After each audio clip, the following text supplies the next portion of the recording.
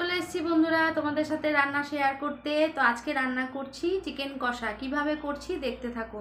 আমি সব ধুয়ে কেটে নিয়েছি, তো দেখতে থাকো আমি কিভাবে চিকেন কষা করছি। তা তোমরা ভালো আছো, সুস্থ আছো? তো আমি ভালো আছি।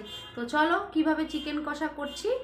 আলু কেটে নিয়েছি, পেঁয়াজ কেটে নিয়েছি, আদা রসুন বেটে নিয়েছি, আর এই যে মাংস ধুয়ে রেখেছি, নুন হলুদ মাখিয়ে রেখে দিয়েছি। তো চলো গ্যাসটা ধরিয়ে ফেলি। দিয়েছি, আলুগুলো ভেজে নেব।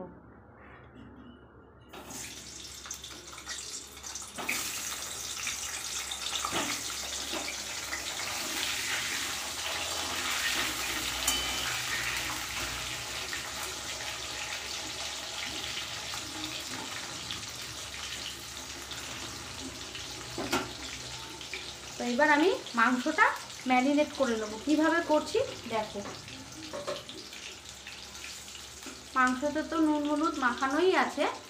আমি এখন দিয়ে দেব পেঁয়াজ কুচি, আদা রসুন বাটা।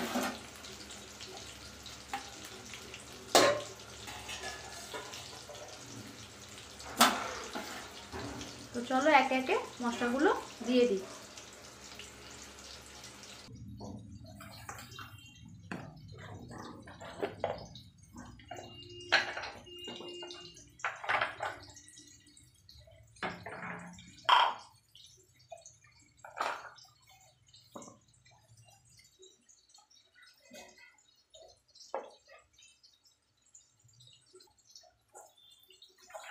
ভালো করে মেখে নিচ্ছি।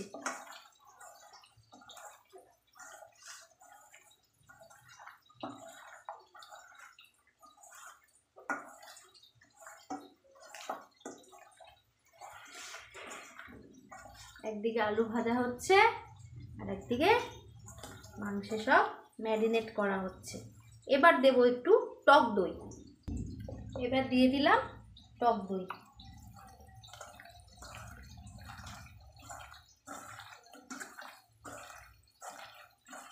ভালো করে টক দইটা দিয়ে মেখে নেব।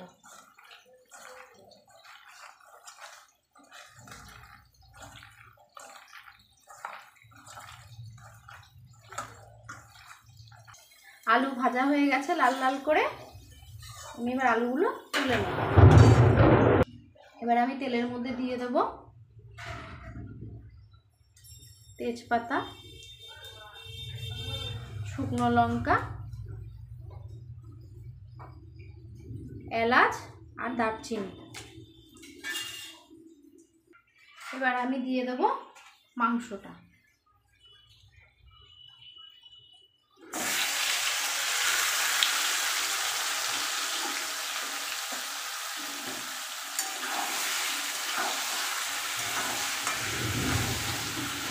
বুঝছো আমাদের এখানে কিরকম বিদ্যুৎ চমকাচ্ছে, মেঘ ডাকছে, এরকম হচ্ছে সকাল থেকে জানো না।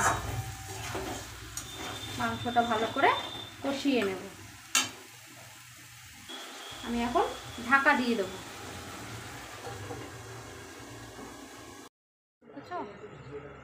এই যে বসিয়েছি, রান্না হচ্ছে। চলো দেখি। দেখো কেমন হয়েছে। হচ্ছে বলো তোমরা। কষা কষা হবে। আর সত্যি কথা বলতে বাঙালির মাংসের সাথে মানে হচ্ছে আলু। আলু না হলে ভালো লাগে না।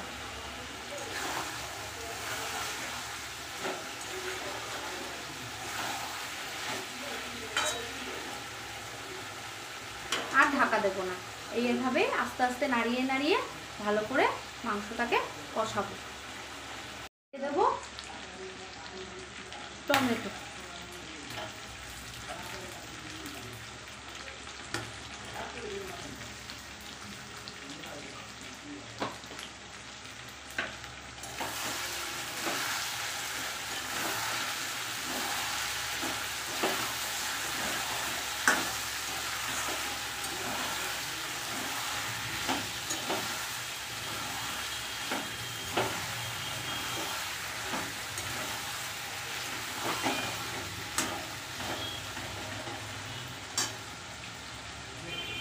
মাংস কষানো হয়ে গেছে।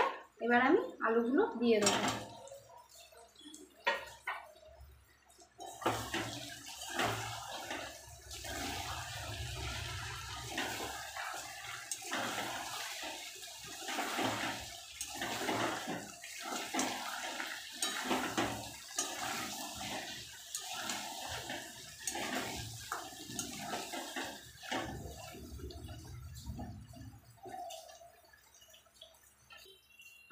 মাংস আর আলু ভালো করে কষিয়ে নিয়েছি।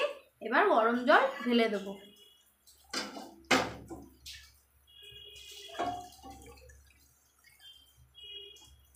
একটু ঝোল দিলাম, কেননা আলুটা একটু ভালো করে সিদ্ধ করব।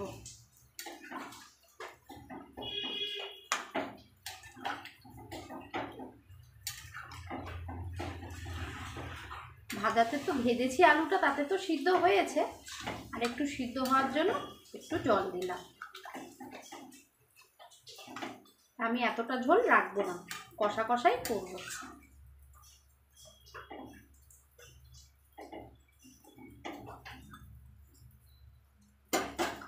তো চলো এখন ঢাকা দিয়ে দিই।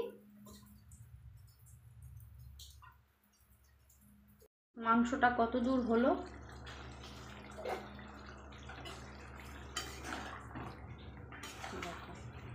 আলুও সিদ্ধ হয়ে গেছে আর মাংস ভালোভাবে সিদ্ধ হয়ে গেছে। মাংস তো কষানোর সময় সিদ্ধ হয়ে এসছে, আর এটা জলটা দিয়ে আর একটু ভালো করে সিদ্ধ করে দিলাম। তো এইটুখানি ঝোল রাখবো, কষা কষা। ঝোলও বলবো না, আবার ঝোল ছাড়াও বলবো না। আলুতে নামিয়ে রাখলে আলু আর একটু টেনে নেবে ঝোল। তো এই হচ্ছে আমার মাংস কষা। এবার নামানোর আগে আমি একটু গরম মশলা দিয়ে দেবো।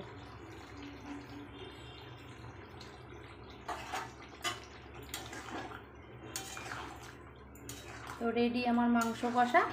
কেমন হয়েছে দেখতে কমেন্ট করে অবশ্যই কিন্তু জানিও, আর ভালো লাগলে একটা লাইক করো,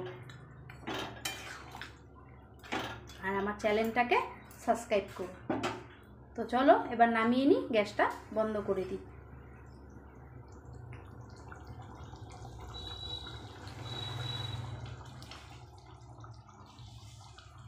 এই যে আমি ঢেলে নিয়েছি, দেখো কেমন হয়েছে অবশ্যই কমেন্ট করো।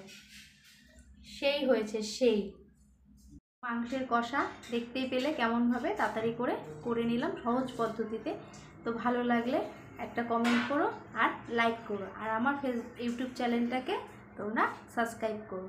তো চলো আজকের রেসিপিটাই অবধি রইলো, কালকে আবার নতুন একটা রেসিপি নিয়ে আসছি। সবাই ভালো থেকো, সুস্থ থেকো, টাটা।